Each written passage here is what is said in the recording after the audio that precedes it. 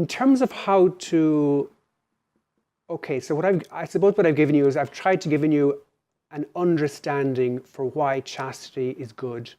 And not just like a claim it's good, but an understanding of why it's good, why it's worth pursuing, in a way that might help you to explain it to others. But in terms of trying to help others, I don't think this is the best way to begin, right? I think in terms of reaching out to other persons, whether it's friends, whether it's acquaintances, I think the first thing that needs to be done is to reach out to people in their suffering. Because there's no doubt about it, but there is an army of walking wounded out there. And they're all suffering. Whether it's because of broken relationships, whether it's because of a feeling of being used, whether it's because of abuse, they're all suffering. So I think the first thing is to reach out to people in their suffering. Reach out to them with empathy. Reach out to them with understanding. Reach out to them with compassion.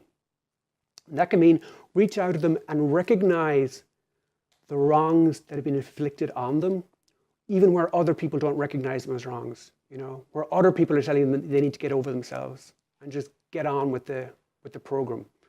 Reach out and say, no, look, I hear you, and I share your suffering, okay? That's really what compassion is, to share the suffering of the other person. I think that's where it really begins. The second thing to do is to be an advocate for those who are being pressured by others, to be an advocate on behalf of those who are being used by others. Because there's a lot of people who feel ill at ease with what the culture is asking them to do with themselves. They feel ill at ease with what their boyfriends or girlfriends who proclaim to love them are wanting them to do. So be an advocate on behalf of the weak, right? I'll stand with you, and I won't let this bullying continue. I'll stand with you, and I'll help you to stop this undue pressure and duress that's being put on you, okay? So the first thing is reach out to the suffering in their suffering. The second thing I would say is reach out to those who need help, who are being, in a sense, bullied, right? Who are suffering under undue pressure, and say, look, I will stand with you. And if they react well to your helping hand to help them to share their suffering, if they react well to you wanting to stand up for them, then by all means, if they look for more, offer them the clarification of the true meaning of sexuality, to show this is why it's truly good. This is why it's truly beautiful. This is the real nobility about it,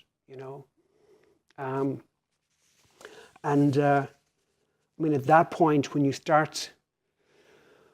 you're ready to kind of give them that greater truth, there's a couple of things that I would say. One of the first thing is to show kindness. And it's amazing, it's just a small thing, and yet it's so utterly important, Show warmth, show tenderness, show sensitivity. These are the things that can really begin to win over people's hearts, and they are really, really important. Give a smile that says, thank you for receiving me, A smile that says, it is good for me to be here with you. A smile that says, you are good and precious, and I rejoice in the fact that you exist, For somebody who's suffering, who's been abused, who's been used, exploited, thrown away, to hear something like that is really, really important. As Christians, we owe love to each other. That's what the Lord asks of each one of us. Simply that we love one another. And not just in words, but in our actions as well. In our demeanor, in the way we speak to people, in the way we are with people. It's also very good, and unfortunately, in the fallen world that we're in, and in the history we've had, It's necessary to dispel the notion that we are here to judge them, okay? To berate them, to dispel the notion that we're here to wag our fingers at them or to condemn them. Now, unfortunately, many people have had this experience of the church, or they've had this experience of Christians. And many of them also have this perception of God. And more than that, even quite apart from any of the religious connotations, we also happen to be living in a society here in Ireland right now which is incredibly judgmental, a society which is incredibly condemnatory of people. And almost everyone has already been subjected to many unfair and unkind judgments, and people are weary from them. They're weary from the 1,000 little cuts that they endure every day. And I don't think we realize just how judgmental the society is. And I think it's part of the reason why Trump happened and why Brexit happened, was there were some people said was like, I just can't deal with the judgmentalism anymore. You know, the judgmentalism, it can come from the left and from the right. So somehow or another, there's almost like we come to expect that if somebody is saying something, they're making a judgment against us. Why? Because we've experienced that so often. So that's why we need, even before we can get through to people, we need to dispel the notion that we're here to judge them, you know. And not just by denying, not just by saying, oh, I'm not here to judge you. That's not going to cut it. We need to show them that's not what we're about. Show them by, in effect, showing them we come to affirm you. We come as a real friend. We're not against you, we are for you. So this is what I would call taking a personalist approach. So our goal is not to teach a catechetical course in church doctrine, but our goal is rather to reach out and help people. And moreover, our starting point has to be where people are at, what they're feeling and what they're looking for. And if there is a model for us to follow, I would say it's the model of Jesus' encounter with the woman caught in adultery. And it's a model that's very much personified by Pope Francis, who has repeatedly told us to go out into the streets and help the wounded, help the vulnerable, help the fearful. I remember, if you recall that particular gospel passage, Jesus and the woman caught in adultery, the Pharisees bring her to Jesus. They throw her on the ground in front of him. They make their accusations and condemnations, and then they pick up their stones to exact punishment on her.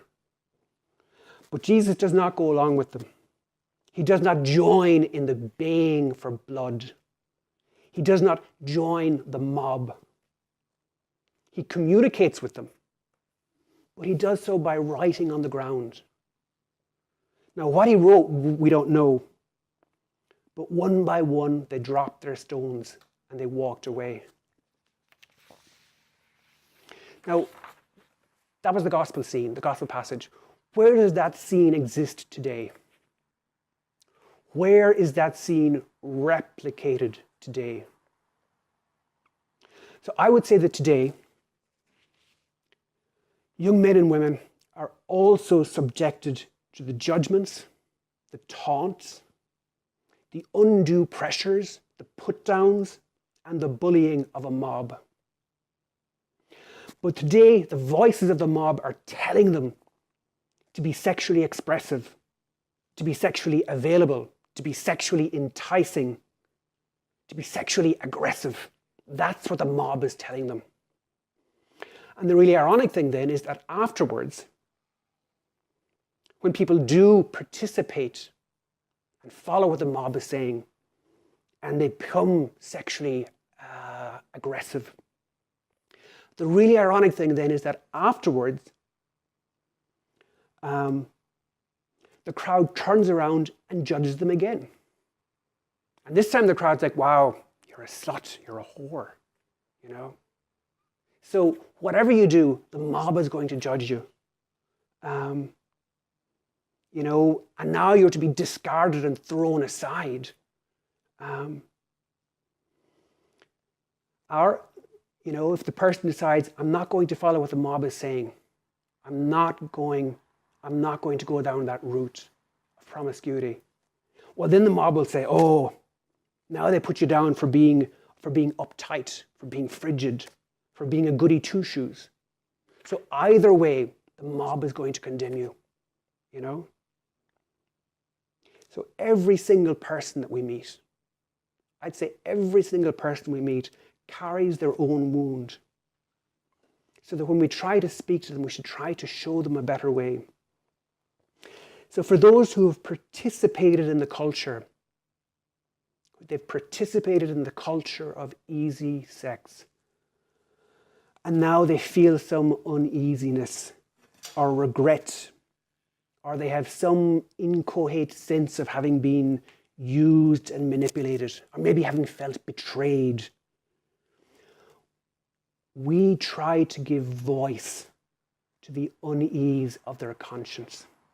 We try to help them articulate that little voice and to show them, you know what, you are worth more than this. Now, for those who think, oh, look, I've chosen my path and there's no way back, show them there is a new beginning can always be made. You can always make a new beginning. Why? Because you've never lost your dignity as a human being, your dignity as a child of God. And you can reclaim your self-respect, and you can live in accord with your true nature and your true calling. For those who are hurt, show them there is the possibility of healing. And it's incredible, the healing ministry that the church does offer, whether it's the healing in confession or the healing in prayer ministry. Show them the possibility of healing. Now, for those who haven't participated in the culture of easy sex, but they're undergoing pressure to do so, affirm them in their own belief, in their own integrity, and encourage them to hold fast to what they value and to seek out others who will stand with them in solidarity. Be the person to stand with them in solidarity, to stick to their guns. Okay? For those who are fearful of the culture, for those who are young and are looking ahead and kind of wondering, wow, this doesn't look good. People getting used, people go through so many relationships before they finally get married, and then it only lasts a few years. How much heartbreak do I have ahead of me? And then at the end of it, I'm still don't find happiness. For those who are fearful of the culture, tell them they are not alone. And there are many others who will stand with them in living out their dreams for love and marriage and family in a good and graceful way. And tell them it is possible. There are people who do it every day. It is possible. And for those who want to believe what the church says, but they're beset by doubts and difficulties, give them a vision of the full truth and beauty of human sexuality.